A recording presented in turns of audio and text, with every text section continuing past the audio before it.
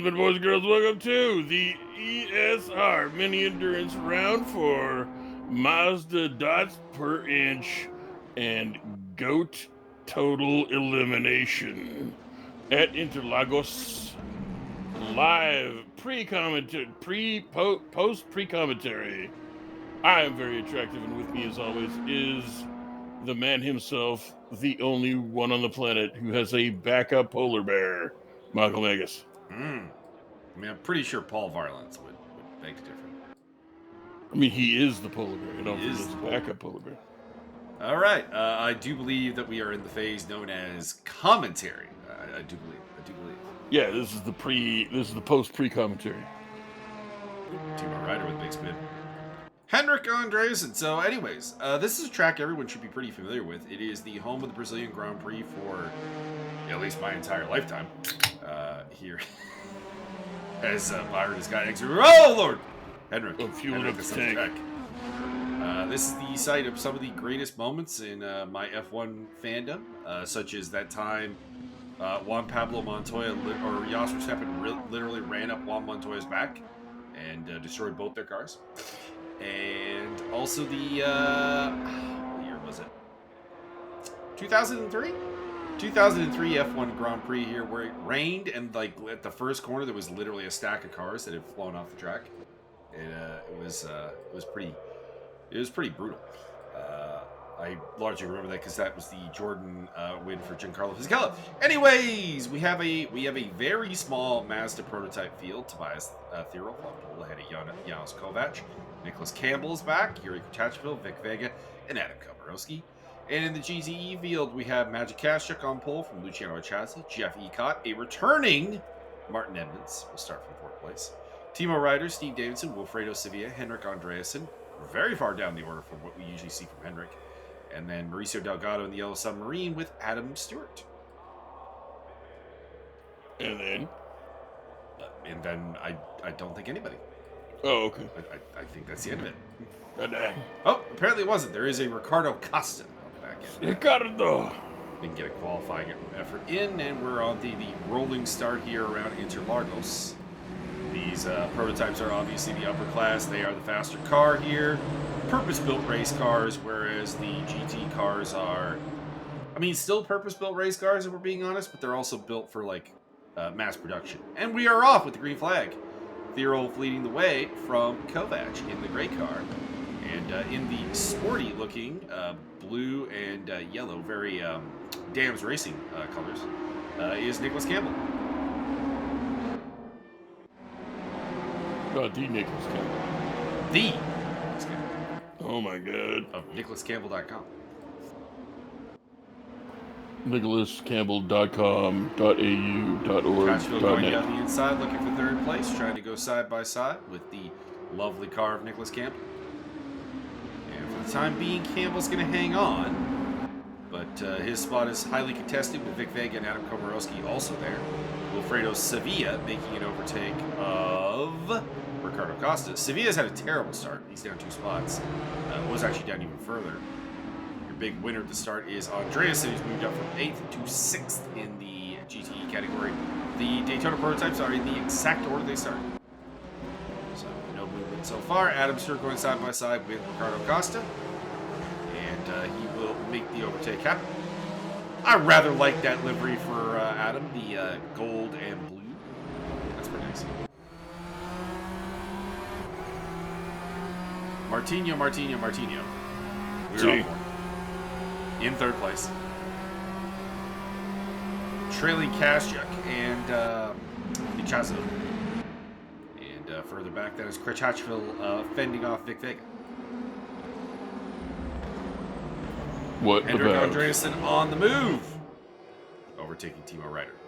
What about Steve Vega? Good to see Timo Ryder above the ground today, Byron. I mean, it's an advantageous position to be in, unless, of course, you have torpedoes. Indeed, he was the torpedo last race.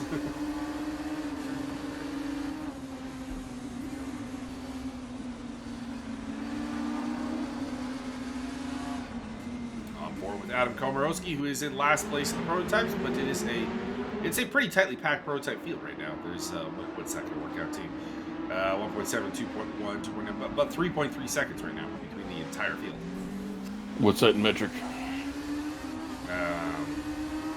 The same. Oh, I believe metric and imperial have the same time measurements. Wow, probably accurate. There's Jeff Ecott, who is next up on the Henrik Andreasen diet. I mean, I don't know if you mean diet or feast day. Diet. That's the word I'm going for. You would. Well, man, I gotta lose some weight. I mean, geez. Why? Do you weigh more than 205.5 pounds? I do. You probably are the worst fighter that ever lived. Well, probably. I mean, I have wins over people, so I can't be the worst. I don't know. Have you ever beaten the Hobag? Oh, Ooh. big smoke, big crash. Big spin for Henrik Andreasen. That will definitely slow up his climb. Also caught up in that Wilfredo Sevilla. As well as Steve Davidson. As for your assertion about the Hobag, honestly, I'd never actually seen the Hobag fight. So I have no idea. Man, I suspect he honestly just went out there, got beat up a bit, and tapped out. So I could probably.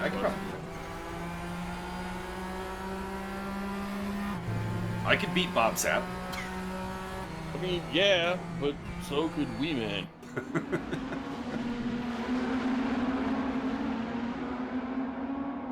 Who knows? Maybe the Hobag was really, really good. Maybe he's got like a Wojtek Kozłowski storyline. For those who do not know, Wojtek Kozłowski is like the scariest looking guy who has 0 professional fighting wins and was around for a bit. But then you look at who he's fought and you're like, this guy fought nothing but dudes who are like pretty competent.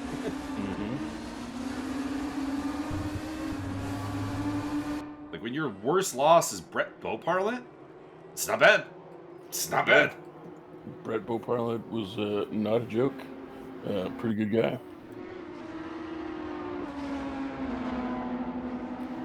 But what about... now I can't remember his name. Feed me and Rosas. He was the guy who had a heart... I think he was undefeated and then had a heart attack. Gary Catchwell looking for a way through. Undefeated, had a heart attack. He had a Hispanic last name, I think. Don't remember. I think he was heavyweight, which, I mean, I know you won't remember because they weigh more than 205 Sir, pounds. I appreciate good heavyweights. There just are not many of them. Might I posit that we emerged into a realm of the golden age of heavyweights that has yet to resurface. That probably is definitely the case. And everything that isn't Pride heavyweight shit is just not as good. Well, it probably might have. May I also mention that it might have something to do with the copious amounts of steroids. I mean, you're not wrong. I'm just saying, maybe judge too harshly. I mean, I judge on an interest scale. You know, I enjoy watching Tom Aspinall fight. I mean, yeah. I enjoy one like fights go like. I enjoy It's because he weighs more than 205.5 pounds, and his fights go like 60 seconds or less. I like Alexander Volkov's fight. I like Volkov. That's not unfair. He's also good. Who else I like in heavyweight? No time. He's at 205. Is he now? Yeah, he's always been at 205. Never. Oh, okay. Oh, my bad. I enjoy him. He's fun. Kenny and Zekachu's been pretty fun at heavyweight so far. What about that young upstart Randy Couture? Always did like the Randy fights. Okay, no, I'm not even that far. His fight with Krzysztof Szynski, that was a fucking abomination. I don't even remember that one. Believe me, you're better off. You're better off. It was not good. It was Randy Couture having a literal Randy Couture fight, and you just realizing, man, Randy can't really do this anymore.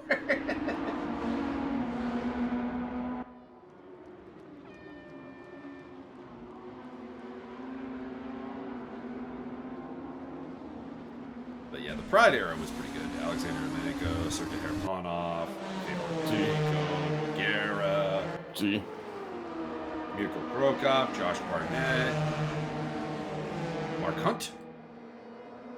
Marco Hunter. Martin thinking about it there, but doesn't quite commit to the move on Chazo. We do have one man. There it is. I found the one I was thinking about. Oh, who was it? Shane Del Rosario. Shane Del Rosario. I did like Shane Del Rosario. Shane Del Rosario, really, really, really good fighter. Had a heart attack.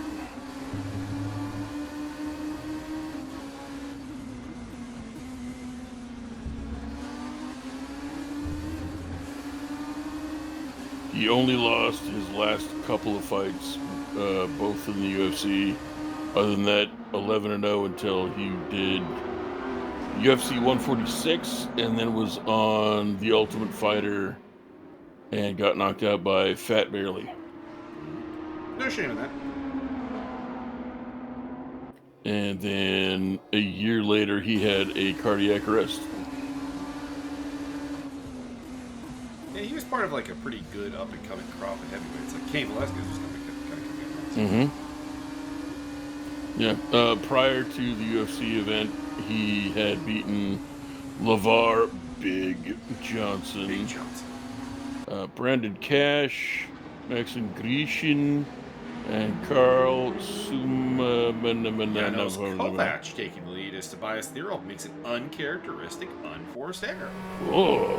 And Martin Evans also looking to take second place here, away from Luciano Dichazo. And that got squirrely. There was some moderate error there, but he does get the job done. Maxime Grishin appears on like everybody's Fight Finder at some point. He is the Russian equivalent of Guido. Oh, Adam Stewart probably back in the field. Didn't see what caused that. Adam, I like your paint job. I don't know what it is, but it looks good. It's the same one as Martin's running, so probably like the kind of team. Fair enough. Could be. Shane Del Rosario also 1-4 in professional kickboxing. He's listed as having 8. He is listed as being 8-1. Steve Davidson doing the impossible and overtaking the Yellow Submarine in Raceroom. We live next to the Yellow Ex-Marine. Because he's got jaundice. Could also be layout.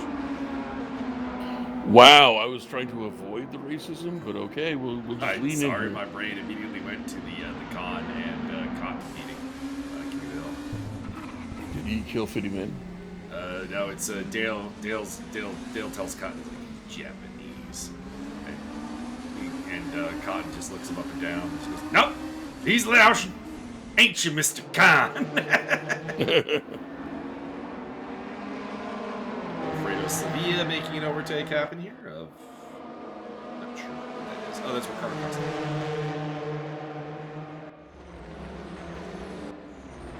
Henrik Andreasen trying to make his way through the field. Probably will pit pretty early in the pit window, I imagine, with that damage run in. He does overtake Ricardo for 9th place. It's become used as like one of those like casual races versus professional races, like memes.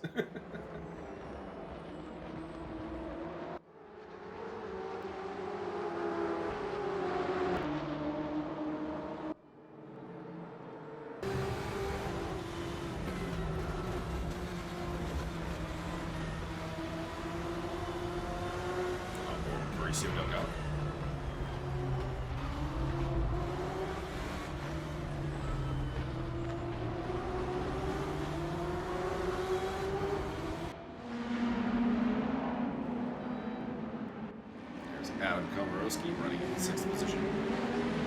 Again, last in the field, but again, it's a really tight field.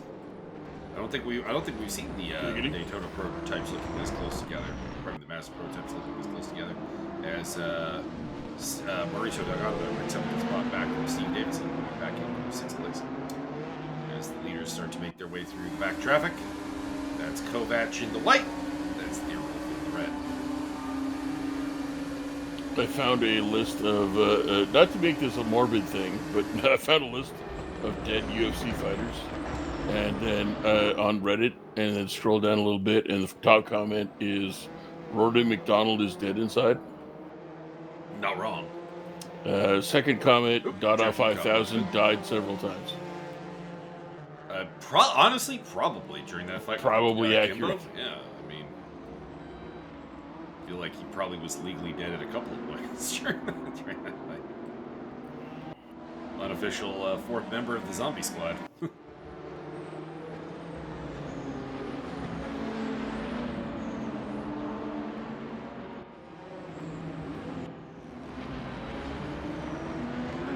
Steve Davidson looking to get past Mauricio Delgado as he continues to joust with the Yellow Submarine.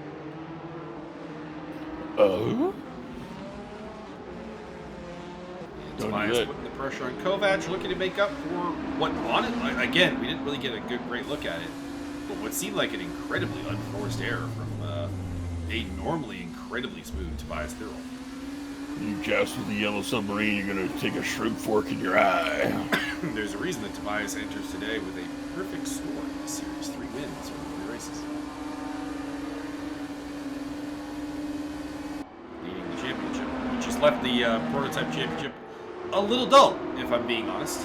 But that does tend to be the case. There's not a lot of drivers who can consistently keep up with Tobias Thurl.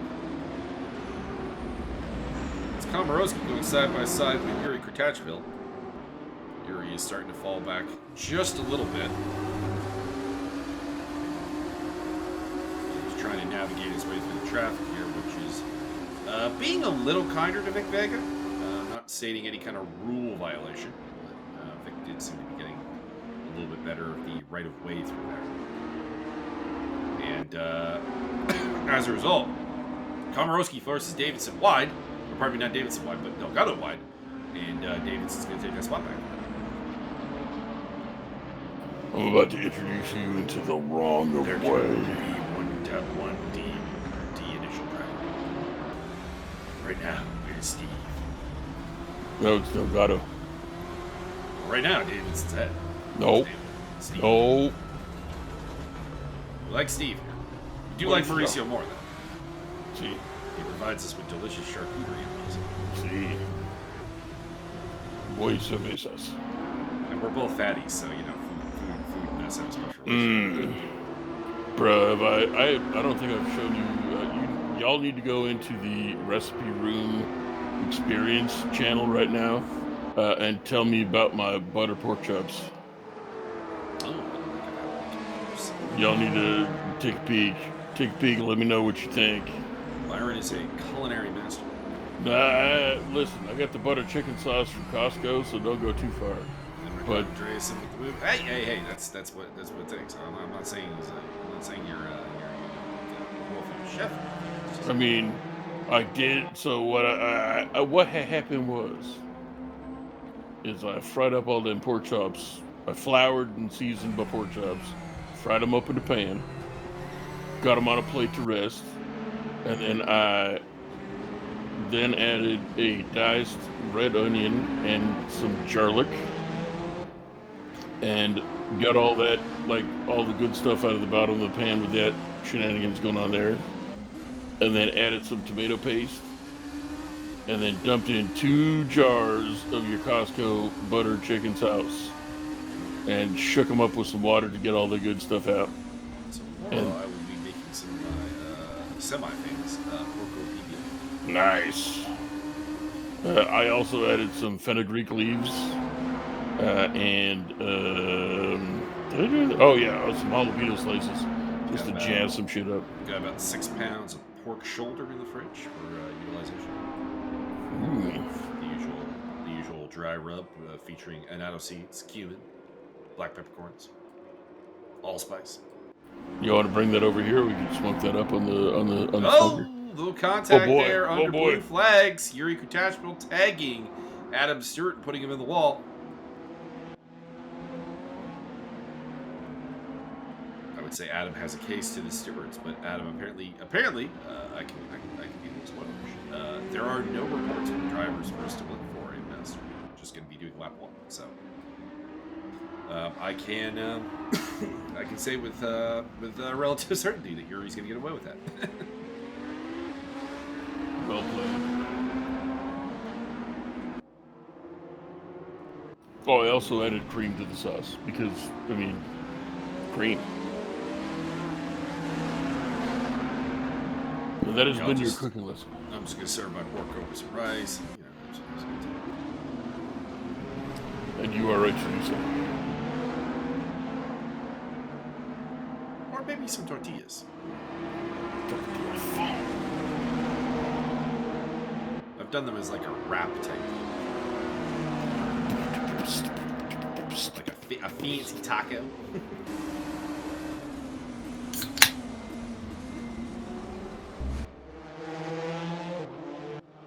As Henrik Andreasen claims another spot.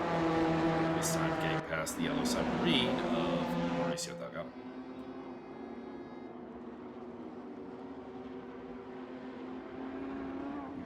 Side-by-side action, a little rubbing between Catchville and Comoros. Can we, instead of rubbing is racing, can we change that to like nuzzling is racing? And just see how people... I just want to see how people react. Go ahead. That is the new thing. Oh, another spot lost by our boy Mauricio, Alfredo Savita going through. Come on, Mauricio, get back on the game. Come on, Mauricio, get out there and give him a gentle nuzzle.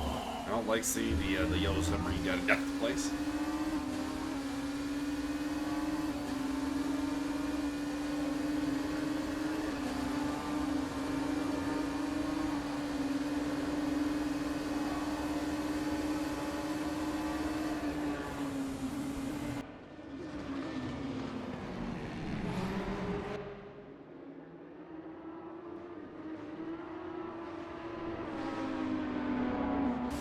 Adam Stewart, our first pit stopper, not super surprised. He did take a hard header into the wall, so it makes sense. Surprised we haven't seen Henrik in yet. It would be probably good for him to get number one, get the car fixed, but number two, get some clean air to put up some fast laps. Because we know from past experience, Henrik is a rapid driver who qualified a bit poorly here today, and probably has more to unlock in that car. See Enrique Andreasen. Are you able to walk away from a man like Enrique Huertas? Sí, muy caliente. Alright, who are we taking in a steel cage fight? Enrique Hervas or Romy Bartz? Oh man, probably Romy Bartz. That guy's unhinged.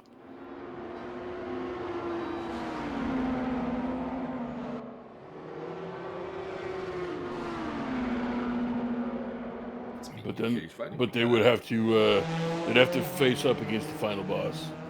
I'm told we are going to get a character added to the simulator, courtesy of Harley, who is like, she has described him as like Joe Rogan's like entire description of Black Man. So man just like detonates on contact. Explosive.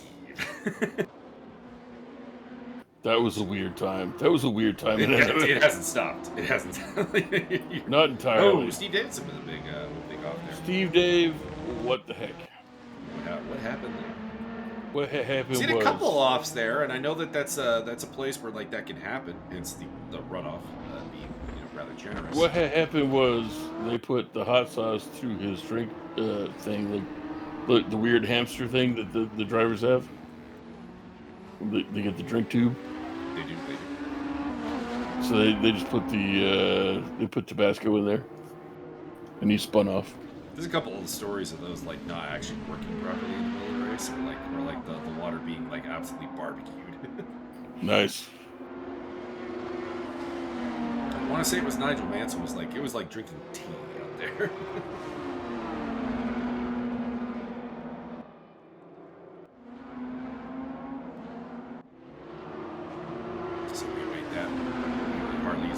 Two of her training mates to exchange the virtual fisticuffs. Excellent. Let us form a faction. I mean, we already have the California girls. Now we're gonna have the Vegas group. The high rollers.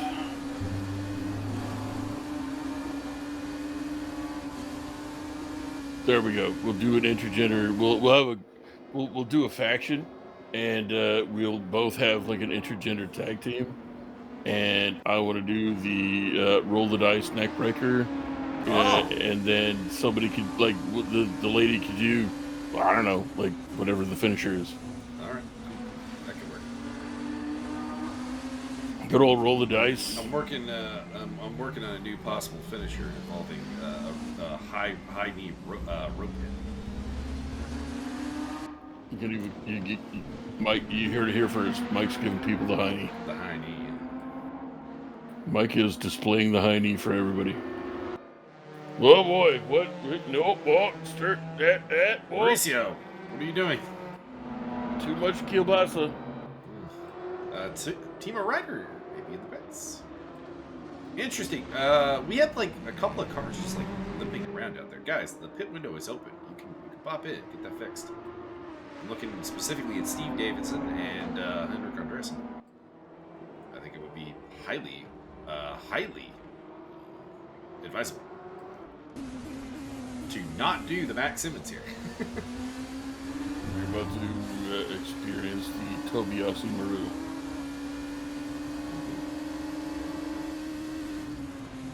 I appreciate that Doug assigned Kenny Dykstra in the aggressive. Hell yeah. I will be making fun of him. No, fuck that. Kenny Dykstra deserved better. I don't agree. You don't agree because he weighs more than 205.5 pounds. Does he? Probably. I feel like he was actually one of the smaller guys. I thought he was one of the bigger guys. Wasn't he, like, really tall? He was tall, but like relatively lean. Listen, like I don't know how to rate this to you, but tall dudes weigh more. Yeah, but I think he looked like a 205er. You look like a 205er. No, I do not.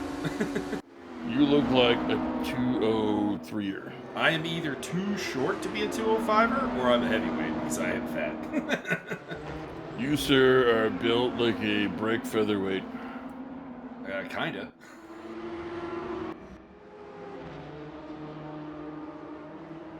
I am built like Josh Emmett if he was taller and had no discipline with his...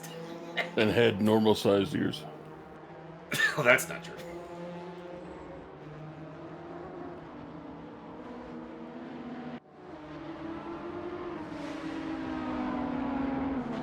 Do I pick Josh Emmett to beat Laurent Murphy this weekend? Yeah. See, he's 40. That's my problem. And knocking out Bryce Mitchell doesn't really do a lot for me. I mean, don't get me wrong. It does a lot for me on an emotional to the people. It does a lot for me on an emotional level. I want to be clear on that. Knocking out Bryce Mitchell doesn't do a lot for me, except for the giant erection. I mean, in terms of a fighter evaluation, yes, there may have been an erection. I'm sorry, I can't leave my chair for the next 3 days because I can't walk due to massive wood. Those who do not know, Bryce Mitchell is a piece of shit. Even by MMA standards, piece of shit. So watching him get knocked out was, it was good times. It was good times. I really want to like Bryce Mitchell. I still, to this day, would really like to like Bryce Mitchell because he's kind of like he's a good old boy, didn't seem to mean no harm, and then he opens his goddamn mouth and he's a piece of shit. Yep. Fuck that guy. God damn it. We've been demonetized, haven't we? We weren't monetized. Oh yeah! Boys and girls, like ladies and gentlemen, if you like what I have to say, and you like what Mike has to say, and you like what's happening here, give us a thumbs up. Give us a subscribe. If not, I will drink myself into an early grave. Word of mouth's also appreciated. Yeah, fuck yeah. Spread that shit. That's how Mike and I get weird extra gigs here and there. Pretty much, yeah. Oh, spin out for Adamster. Hey, this other place has heard of us, and they want us to do commentary. Like, what do you mean heard of? Have they heard what I said? Yeah, Yeah, and they they liked it want apparently. us. All right, okay.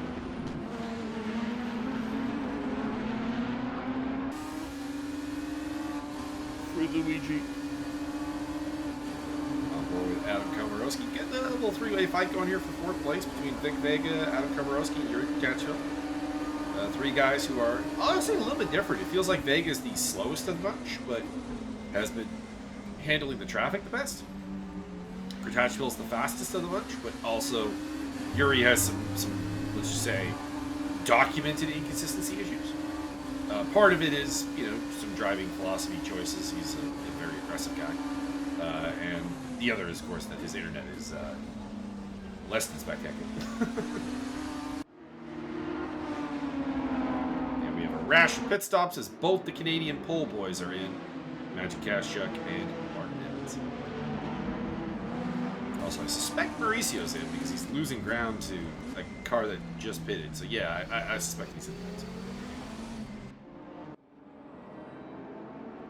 Chazo battling with we got Magic Kashchuk. We hadn't seen Kashchuk's livery in so long, I forgot what it was. So that is for pretty much the outright lead of the race in the GTE department. That's changed hands to Luciano. Obviously, the leader on track will remain Jeff Ecop, but Jeff has to pit. And should come out quite reasonably behind those guys. Same with Henry Racing, Fredo City, Ricardo Costa, and Steve Dixon. That is Nicholas Campbell, who's in third place. Spinning on his way into the pits. Wow. There was another car there, so I wonder if there was contact. I think they should allow speeding in the pits if you drift. Style points count.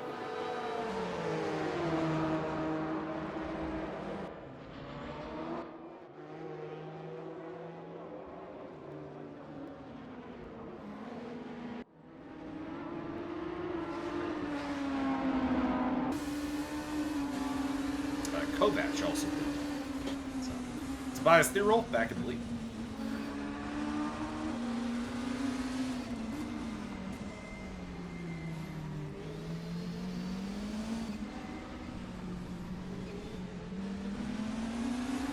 Just as a quick update here, as things are simmering down a little bit while the pit stops are happening, we'll be doing a relatively long Super Mega Baseball stream as I did it off. And I have a little bit of making up to do because Oh no! Wilfredo Sevilla, drive-through penalty for speed in the pit lane. That's a no-no. And also he appears to have crashed trying to exit the pits. Mia will commence streaming. We will tune into round 3 of Wilfredo Sevilla versus the pit lane shortly. Mia will commence streaming 14 hours from now. Probably a little longer. 14.1 hours from now. Probably around 7. Wow! I thought you were doing a long stream. Doing some Super Mega Baseball, Buffalo Wild Wings. See if Byron can get up to 40 home runs here. Bro, I made you the ultimate hitter. Ultimate in hitting technology. I honestly don't know what. I mean, your hitter's putting up numbers. They're very, very good. They're like high 300 batting average. I have formulated the ultimate in hitting technology, and I'm going to go with user error in big neon lighted signs here. Quite possible. Quite possible. Just fucking. I've been able to do more with Chuck Action until. Mauricio. That one looks like that might be system. Yeah, I've had more success with Chuck Action and Tim Boyer, and they're, on paper, not as good hitters. I'm going to go with user error. And also musical error, because the songs just aren't as good. Big Vega in the pits. I'd say your character's fundamental flaw has been like a hot-cold deal this season. We're either like red hot, everything is exploding off the bat, or just nothing's really working. Well, maybe you should stop swinging at all the low stuff. I think low stuff hasn't. Oh, Adam, we gotta talk about Adam, this. why? Did Wilfredo Sevilla just pick up another drive-through penalty for speeding in the pit lane? Yeah, I think so. Adam Stewart retires from the race, and my gut feeling says Wilfredo might be following him out the door. This race. Wilfredo, you are certainly no God Alfredo. Will, you just crawl through the pits, man. Crawl. Because it appears that you have 2 speeding in the pit lane penalties, so that is not good.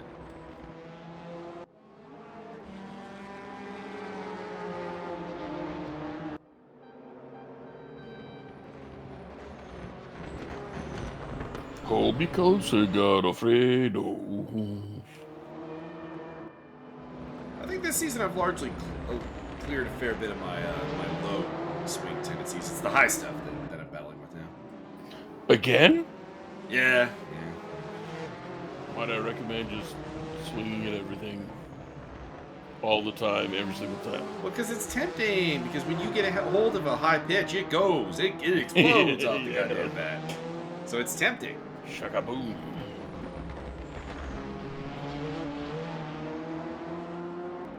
And I abandoned my high pitch perk based on the fact that you had improved. But you, sir, it's kind of act though. You have abandoned the ways of the Super Mega Baseball. You only play what's the League of Legends now. I haven't touched it. Kyle keeps trying to get me to. Damn big head.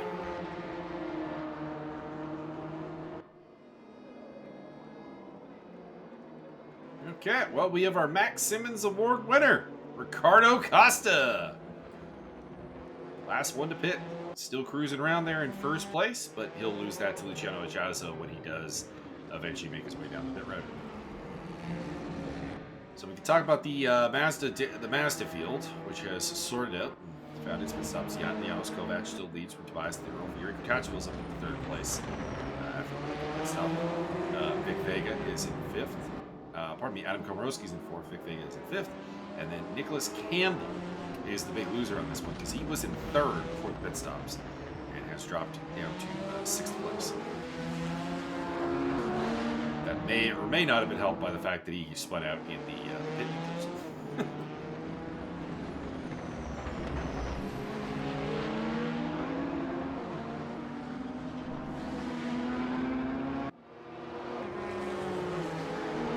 So we here at the commentary booth, we like Nick's livery, and we wish him a speedy recovery from this sixth place. Correct. Unless, of course, he's from Norway. Well, he is from Norway. Boo!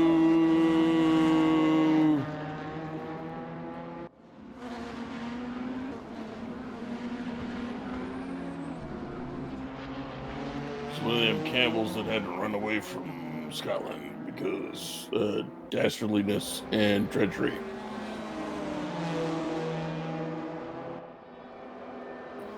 Something, kung fu treachery.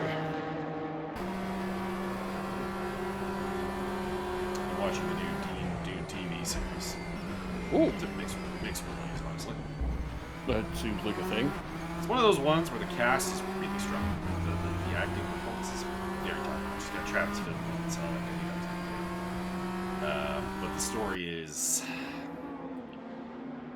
It's one of those prequels that just doesn't seem like it actually fits into the rest of the story. You know? Oh, really? It's kind of got that Brian Herbert problem. Oh, I was going to say, is it a Brian Herbert thing?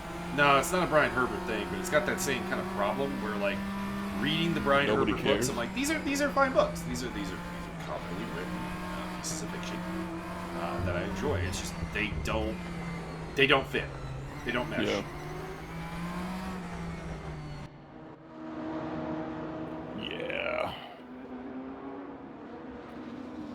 Lesson number one, probably don't write in your dad's fictional universe because Enrique will overtake you.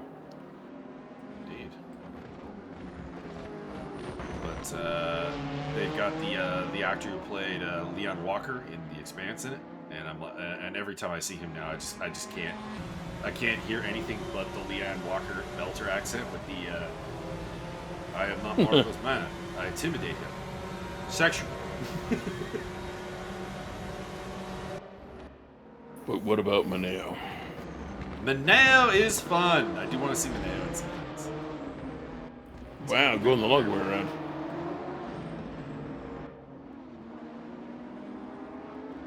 So many good actors in The Expanse. What about Steve? I'm sure there was a Steve. Probably was. Did you hear they fired the boss of the Amazon Studios because she was terrible? They're not honestly paying enough attention to that. They well, I mean, they got a hold of the whole Lord of the Rings IP and took a giant donkey diarrhea dump in its ear. It was so terrible, almost no one watched it, and they spent hundreds and hundreds and hundreds of millions of dollars on it. That would be bad.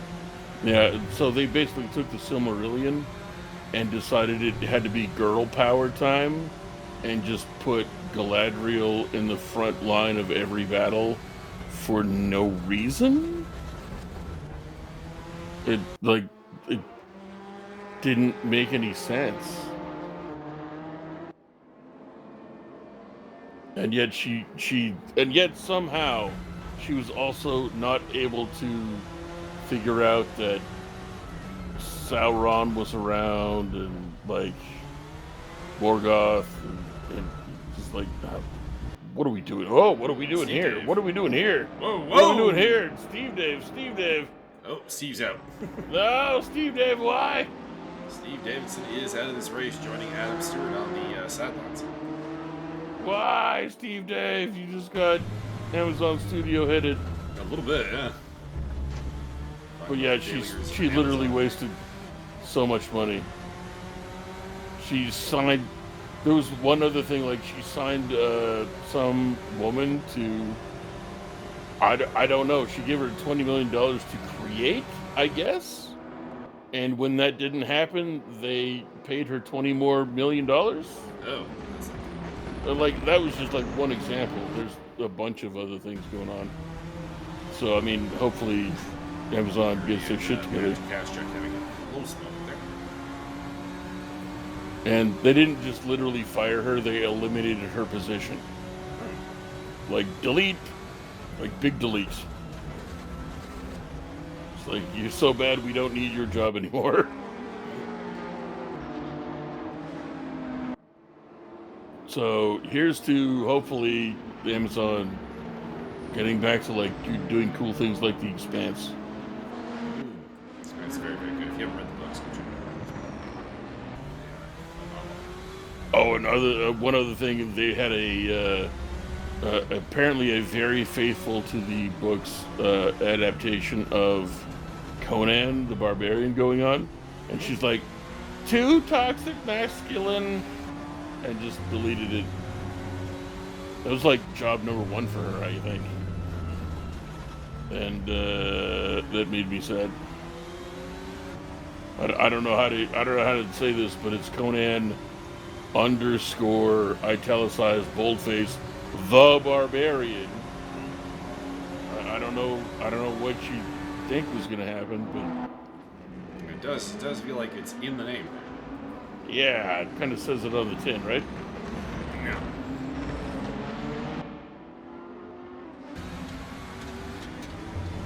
Good battle going on here for first place in the GTE category as Magic Kazchuk is all over the back of the challenge chassis. Kazchuk has been the most snake-bitten individual in this series. He has 3 second place. Oh no! Oh boy! Oh! Whoa! Magic, what are you doing? What are you doing? Magic. And there goes Martin Edmonds into the lead. Hell yeah, let's go! Magic, what are you doing? Oh, Canada. He does do the gentleman thing and lets it jostle back and forth. True diesel smoke. Except I don't think these things run on diesel.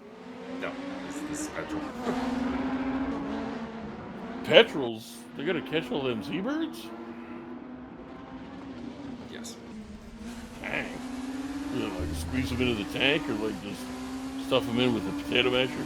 Nicholas Campbell picking up a spot there, overtaking Vic Vega. 5th place.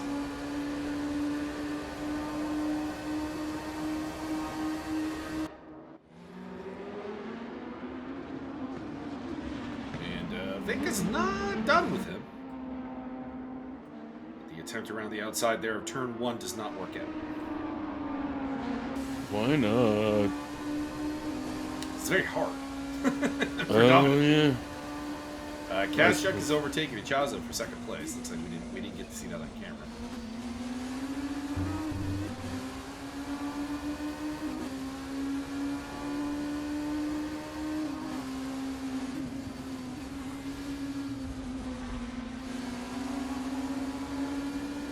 I'm trying to think of other things to talk about with Brazil. The Brazilian GP, site of Giancarlo Fisichella's first win, like I said, and also the last win for Jordan in 2003. And one of the most snake-bitten drivers around here is, of course, hometown boy Rubens Barrichello, who just had constant bad luck at the Brazilian Grand Prix. Might I recommend that Rubens Barrichello join the vaunted driving team Chute Drive. They practice full contact. Vega looking to make the overtake here again into turn 1. This time he's down the inside. Gets squeezed a little bit. And there's some bashing. They're bashing doors, and Vic is going to come out on top. Physical. Well done. Relatively fair.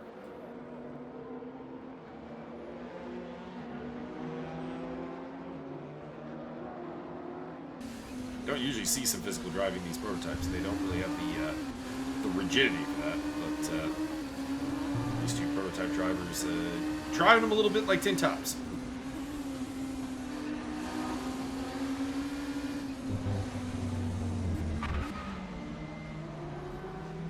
Campbell picks up a slow down penalty at a inopportune time there. Dang it, Nicholas. So with about 15 minutes to go, or 1/4 distance, we have Janos Kovac leading by 6.2 seconds over Tobias Thirol. 3rd place belongs to Yuri Kutashville, followed by Adam Kowarowski, Vic Vega, and Nicholas Campbell. That's your Daytona, that's your Mazda field. And in the GTE field, Martin Evans leads the way after a horrible contact between Kazchuk and Chazo.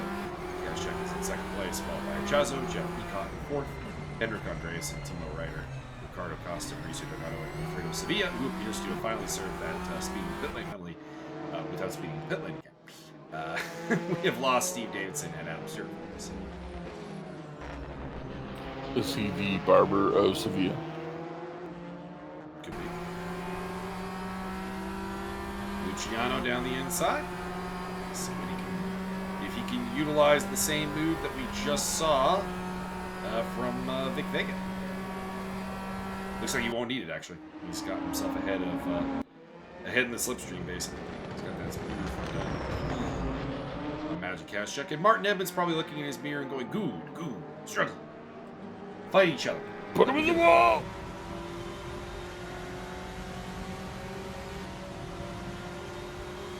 Listen, I'm always cheering for the green car. Because green is the superior color. Green means go.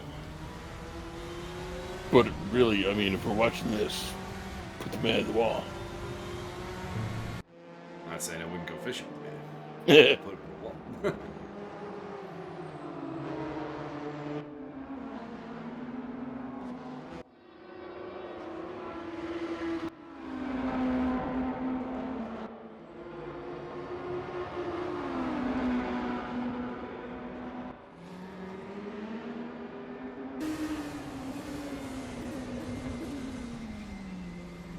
You know what racing movie that really should be made that really hasn't seen touched? It could be a rally movie. I believe you mean Brain, come on, shit. Speed Racer. Speed Racer was an asshole joke. That's Go, go, Speed Racer. He's a demon on wheels. And it has Christine Ricci in it, and it has your boy, John Goodman. do love me some John Goodman. Hell yeah! If I can trick a person successfully, we watch Speed Racer and Oh Brother Where Art Thou in the same night. Oh, And we get to watch John Goodman play very different people. there's some significant.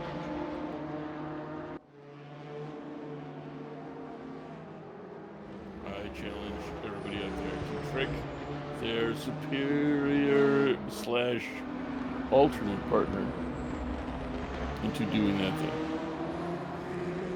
depending on how you look at things.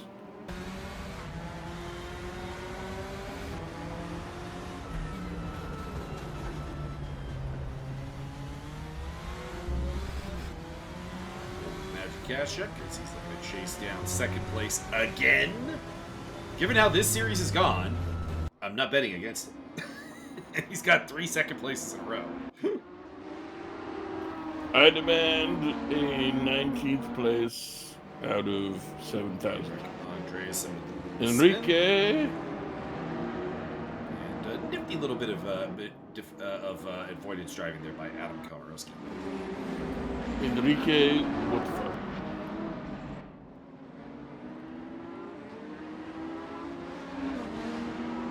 Get the feeling that Henrik has not had a lot of experience with this track and car combo. He's been out there making some uncharacteristic mistakes.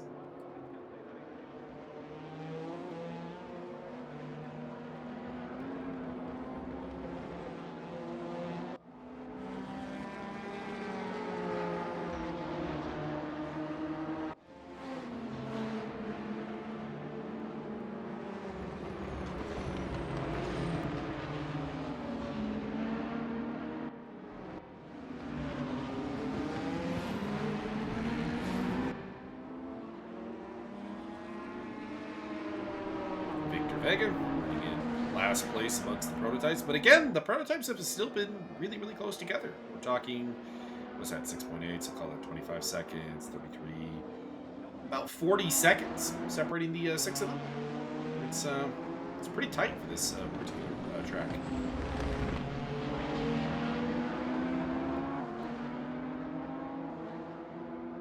Vic Vega lapping his way through. Trying to hunt down Nicholas Campbell, but he seems to have lost the slipstream at this point. All I know is that Mauricio is about to make a power move and take the whole race over. Well, he is very close to Ricardo Costa, so it could be made.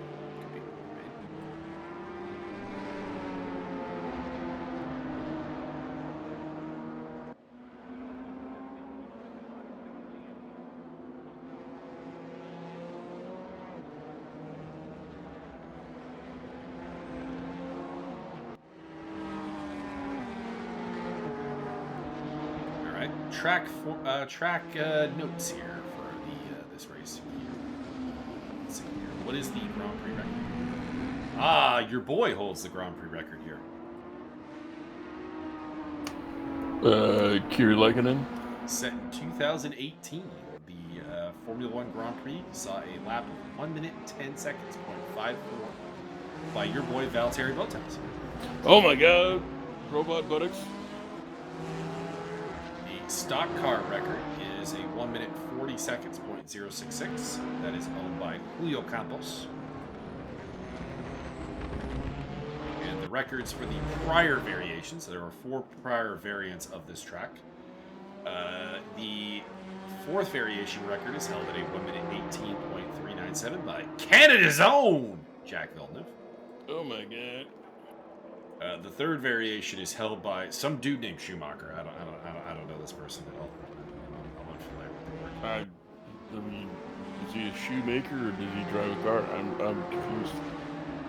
The 2nd variation record is held by René Arnoux in 1980, and the original variation, the original 4.946 and longest version of this track is held by Jacques Lafitte in 1979. 2 minutes, 28 seconds, 0.76. Jacques Lafitte, that's the guy from the WWF in the early 90s, right? Very similar names, but no.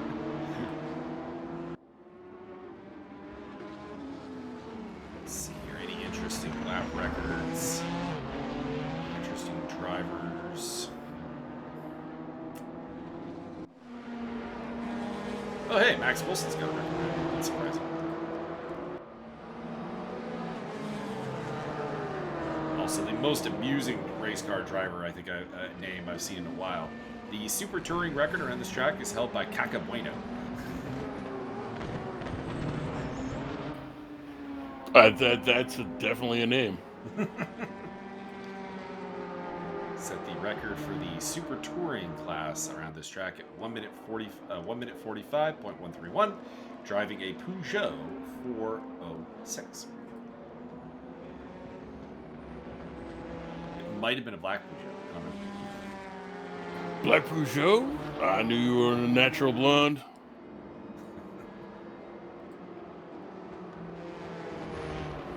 Shout out to anybody who named that movie in the comments.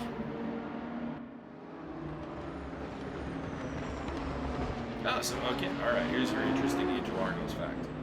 The fourth variation of this... Wait, let me guess. It's between Lagos? The record for the Class 1 touring cars is held at a 135.014 by Alessandro Nannini in an Alfa Romeo 155. Now, the interesting note is that this is Alessandro Nannini setting the record around this track after he was forced to retire from F1 because of a severed hand. Is this the guy, the speedboat guy? No, this guy got into a helicopter accident and got his arm chopped. Well, the foot guy was a speedboat guy. Yeah, that's Tito Peroni, I think. There you go. But no, Nannini got his arm chopped. They did reattach it. He's got like the whole deal. But obviously after the microsurgery to reattach the hand and everything, he was not able to drive a Formula 1 car to the level required. Everybody just imagine the Darth Vader storyline in your head right now. Kind of was, honestly, because he was kind of like the chosen one to take Benetton to the next level.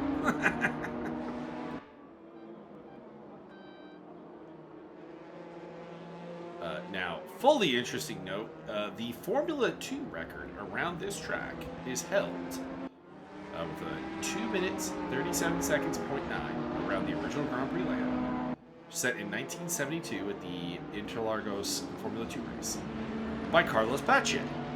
Now, those who do not know, this track is also named after Carlos Pache. It is the Juan Carlos Pache Autodrome. It's between Paches. So there you go. It's named after him, and he does have one of the various records around this track. What about Jyrki Leinonen?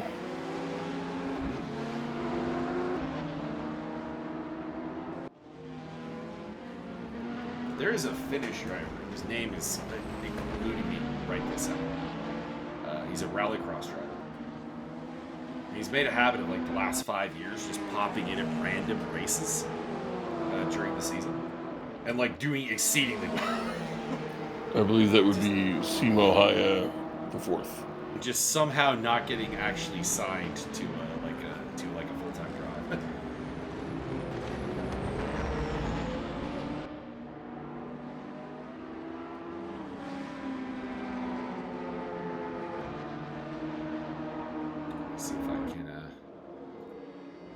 See if I can find the name.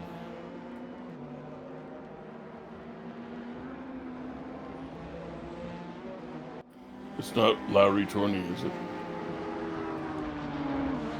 You mean Larry Thorne? Mm.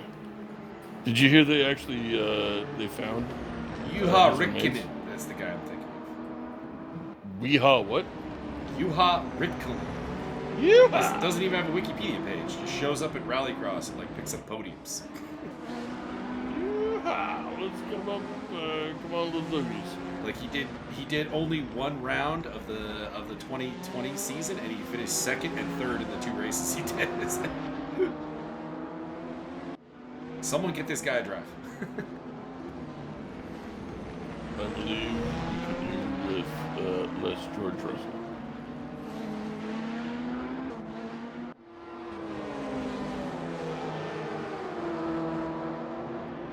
And you might be, well, he didn't win. Well, I don't know how to break this to you, but that particular season of Rallycross was absolutely dominated by Johan Kristoffersen. Dang. That man went out there and stepped on everybody's penis. Won all but one race.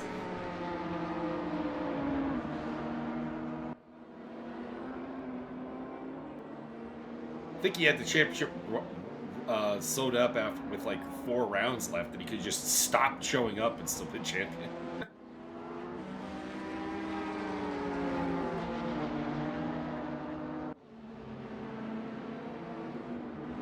Kristoffersen, for the record, is a 7-time World Rallycross champion. That sounds difficult and admirable. He's won 5 titles for Volkswagen, 1 for Audi, and 1 where he split between Volkswagen and... Okay, that's just another Volkswagen. Okay, so they entered a second different car for him to test out in the last 3 rounds. They're like, you have dominated so hard. Here, try this. No Subaru, no deal.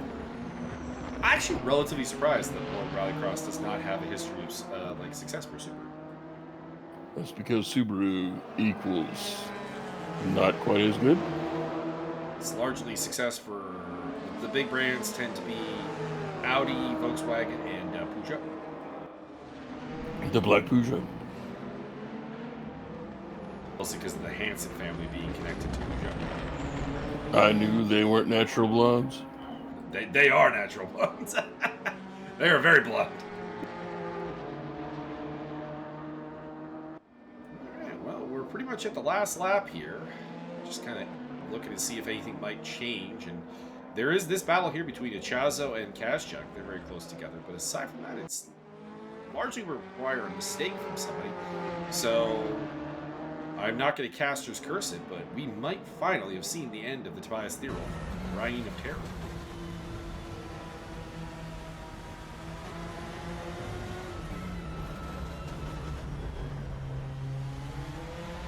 As the clock hits 0. It is all over. Adam Stewart wins.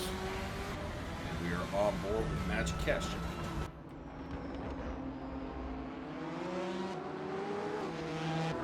Mr. Second place.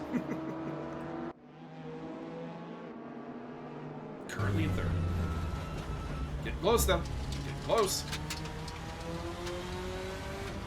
Looks like he'll probably have 1 more lap to go.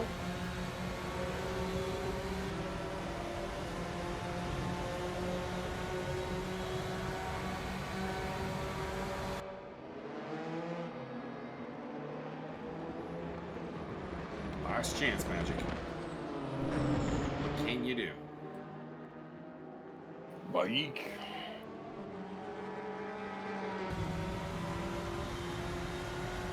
Races are over, so Janos Kovac has taken the checkered flag, becoming the first Daytona prototype, or not Daytona, Mazda prototype winner. That is not Tobias Thierol.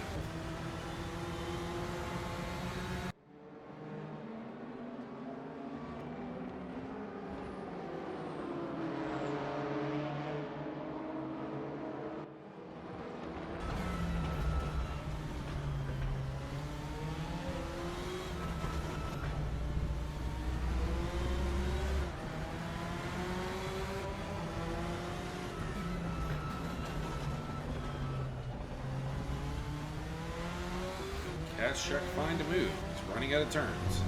Oh my God, Campbell just exploded. It was tragic. You didn't see it, was not on camera. Looking for a way through.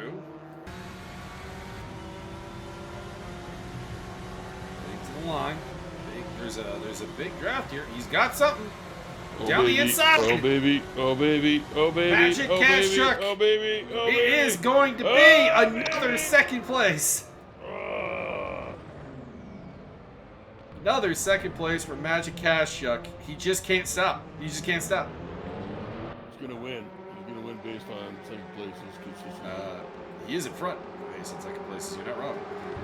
Janos Kovac, your winner today from Tobias Thierolf and Yuri Kurtachvili in the Mazda category. In the GTE category, it is Martin Edmonds in his triumphant return, taking first place ahead of Magic Kashchuk and Luciano Echazo.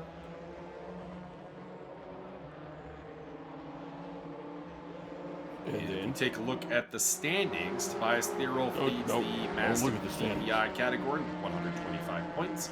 He is dropping a second place, it should be mentioned. And Janos Kovac is 109. So I don't think it's possible in the season finale at Assen for anyone to win that title except for Thierolf. But they'll try. Kurtachvili with his first podium is now on 84, along with Adam Komorowski. They are tied for third. It is the tiebreaker to Kurtachvili. And Ruben Vandenbroek, who we did not see today, is in fifth place. In the GTE category, Magic Kashchuk leads the way with 113 points. Henrik Andreasen is second on 92 points, followed by Luciano Echazo on 85, Jeff Ecott on 81, and Steve Davidson on 73. Ironically, worth noting here, Byron, none of the top five I just read out have won a race. Oh my God. Maybe more gas, less brake? Kashchuk has 4 second places to his name, Andreasen a pair of thirds, and Echazo a third. The highest ranking winner is Christian Grott in 6th place. Also, Thomas Ribeiro, Martin Edmonds have taken victory this season. The issue is that those guys have not done any races in which they didn't win. Attendance, guys. Attendance. Heading into the final, I don't believe that there's anything Andreasen can do about the title. I think that's going to Kashchuk because he has a drop score of a second place, which would put him on 144 points. And Andreasen has a drop score of 0. So what is a win again? 35 points? Yeah, he cannot catch him. So congratulations to Magic Kashchuk, who, at least as it stands, will be your champion with 0 wins to his name. And congratulations to Tobias Thierolf, who has punched his ticket with his first non-win of the season. So good tale of 2 completely different seasons, I guess. Anything you would like to add, Byron? R.I.P. Val Kilmer. Everybody go watch the movie The Salton Sea.